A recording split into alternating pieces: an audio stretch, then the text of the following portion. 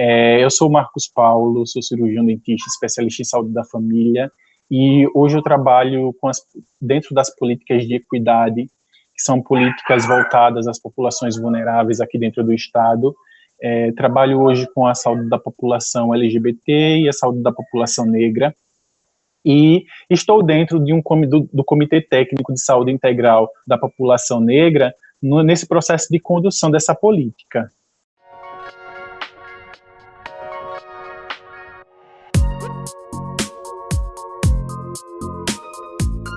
A gente iniciou em um processo de educação permanente dos profissionais, trabalhando as questões que envolvem o racismo, trabalhando as doenças prevalentes na população negra, conversando um pouco sobre as doenças crônicas não transmissíveis, como hipertensão e diabetes, que são comorbidades que afetam a população negra em sua maioria. Trabalhando o albinismo, a doença falciforme, também são ações voltadas, não diretamente, mas que estão interligadas com a saúde da população negra. Inicialmente, esse contato com a população negra tem sido trabalhar primeiramente as comunidades remanescentes quilombolas, que a gente sabe que a vulnerabilidade presente nesses territórios é maior, né?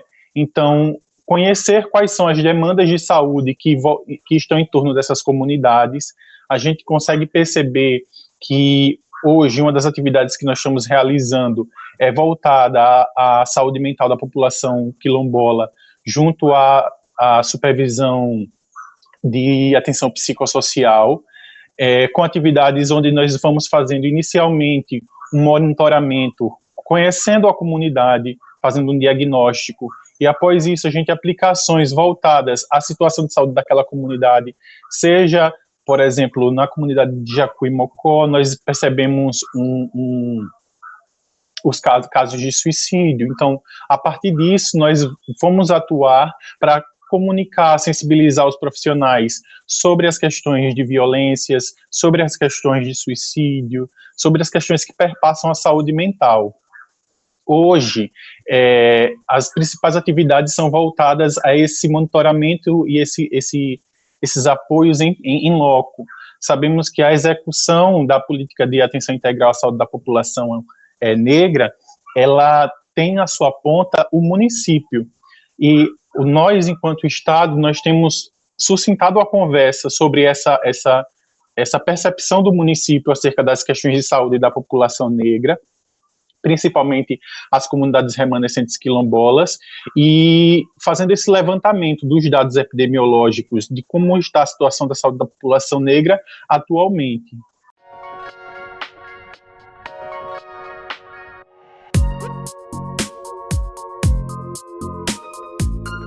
A nossa política, a política dessa integração da população negra, né, ela traz que, dentro das doenças crônicas não transmissíveis, diabetes e hipertensão, elas estão mais prevalentes na população negra.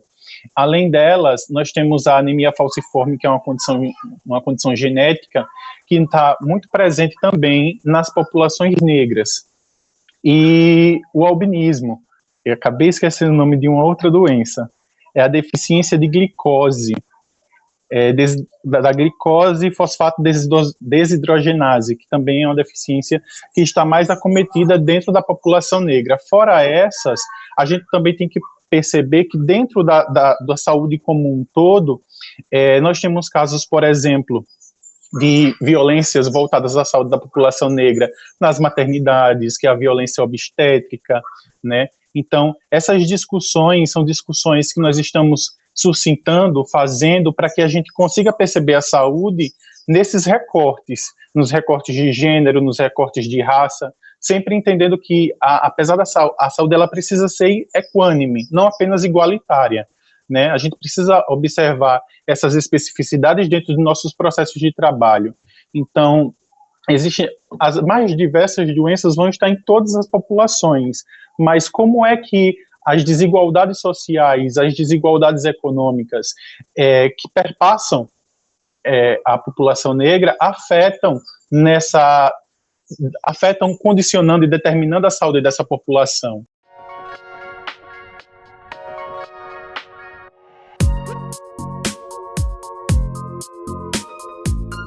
desafio nós pensarmos um SUS equânime para todas as populações. A gente tem, quando eu falo todas as populações, eu falo nas populações vulneráveis, povo preto, povo cigano, povo quilombola, as pessoas LGBTs. Então, os grupos vulneráveis, eles precisam ter a gente, enquanto SUS, precisamos ter uma visão diferente sobre esses grupos na oferta dos serviços e das ações de saúde.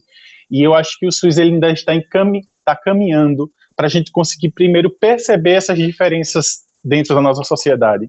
A gente precisa conscientizar os profissionais que as diferenças elas estão presentes e que dentro dessas diferenças a gente precisa atuar ofertando um cuidado. Então, essa percepção, esse dinamismo, a gente precisa trazer para dentro do SUS, né? A política, apesar de ser de 2009, ela ainda é uma política que a gente luta muito para integrá-la dentro do processo de trabalho. Quando a gente pensa na implementação a nível federal, a nível do Ministério da Saúde, nós temos ela implementada em 2019 através das discussões que o Comitê Técnico de Saúde Integral da População Negra vinha fazendo anteriormente. Então, nós temos a efetivação dessa política a nível ministerial em 2009. Então, a partir disso, começam as discussões a níveis estaduais. Como é que essa política que foi implantada a nível federal, ela vai ser direcionada pelos estados e municípios?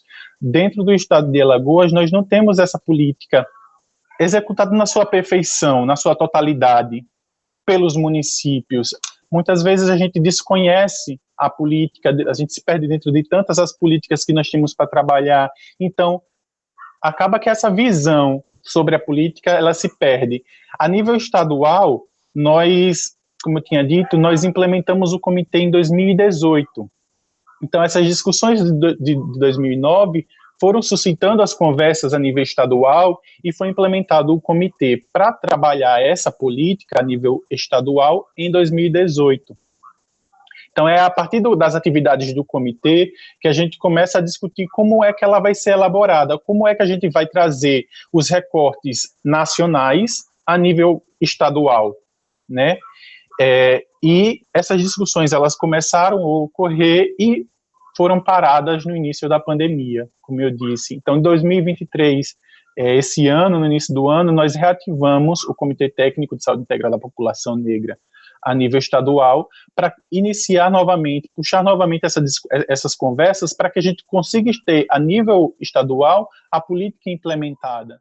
O comitê ele foi composto para um biênio de 2 anos, 2023 2024. Então, essas discussões são para serem finalizadas até 2024, ou seja, no final do ano que vem, para a gente conseguir amarrar como é que esses dados epidemiológicos eles vão se refletir em ações efetivas enquanto política.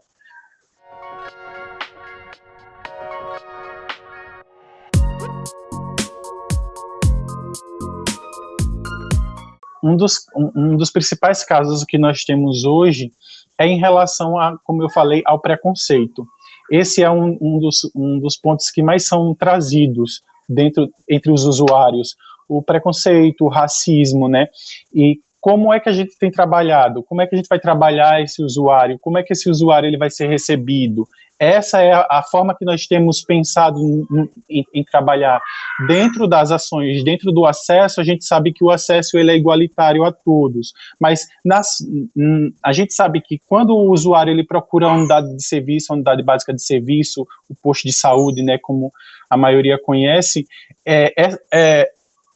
esses preconceitos e esse racismo estrutural, institucional, ele vai estar presente. Então, a primeira coisa que a gente sempre trabalha é a ouvidoria do SUS, em casos de preconceito, em casos de racismo, faça contato com a ouvidoria do SUS. A ouvidoria do SUS, a gente vai ter esse retorno a nível estadual para estar fazendo o levantamento desses casos. A gente sempre orienta que o usuário, ele tenha esse diálogo aberto com a unidade de saúde, mas não havendo a possibilidade desse diálogo, vamos buscar a ouvidoria. Então, hoje, eu acredito que a melhor forma de trabalhar o preconceito e o racismo, não a melhor forma, infelizmente, mas a forma que nós temos para trabalhar o preconceito e o racismo dentro do sistema único é por meio das ouvidorias. Então, nós, enquanto pessoas negras, nós precisamos muito ocupar espaços de discussão, ocupar espaços de comitê, espaços de conselho, para que a gente consiga colocar as demandas que fazem parte da nossa realidade, consiga colocar as questões de violência que essa população sofre, consiga colocar as doenças mais prevalentes enquanto população, de modo a que a gente consiga construir em conjunto essa caminhada, construir em conjunto um projeto que a gente consiga se ver dentro dele. A gente tem essas dificuldades de se trabalhar junto ao movimento, junto à população, junto à sociedade civil. Então, esse fortalecimento da sociedade civil nos órgãos de controle é necessário que a comunidade faça parte, que a comunidade construa em conjunto, sabe? Então, acho que eu acrescentaria isso.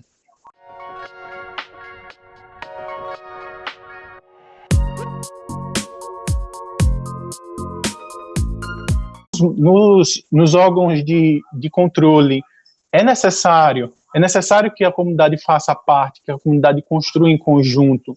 Realmente as discussões que a gente pensou e a gente começou a fazer foram a partir de agora de 2023. Os dados anteriores nós não temos, então essa construção de dados epidemiológicos a gente começou a fazer.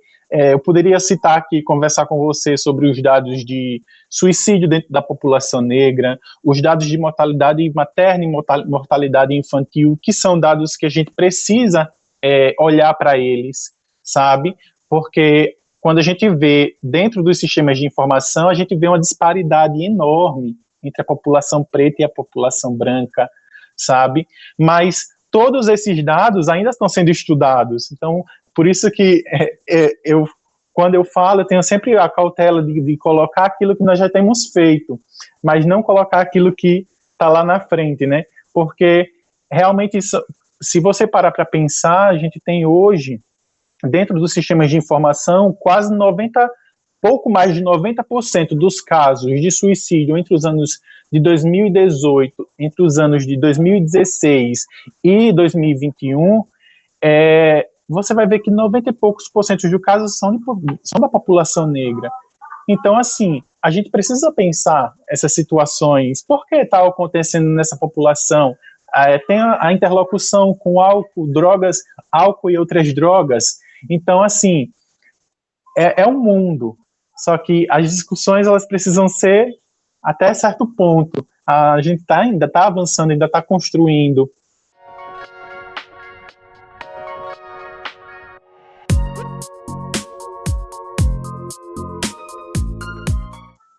Fora da caixa. Você me deixou para pensar, para refletir. Porque quando a gente sempre pensa dentro da caixa, né? Hoje eu acho que pensar fora da caixa é você conscientizar os profissionais sobre a realidade e as desigualdades que essa população ela enfrenta, né? Eu acho que esse é o principal desafio, é fazer com que as pessoas elas observem a realidade e não apenas esteja alheio a ela. Perceber essas especificidades e quando eu trago especificidades, são realmente desigualdades, e que o racismo estrutural, o racismo institucional, ele está presente dentro do processo de saúde, e que a gente precisa combatê-lo, que a gente precisa colocar em evidência para que a gente tenha realmente uma política que pense de forma equânime. Que quando eu falo equânime é pensar que somos diferentes, não somos todos iguais, e a partir dessas diferenças a gente precisa prestar uma atenção integral nas suas diferenças, né? Não pensar a igualdade nas desigualdades.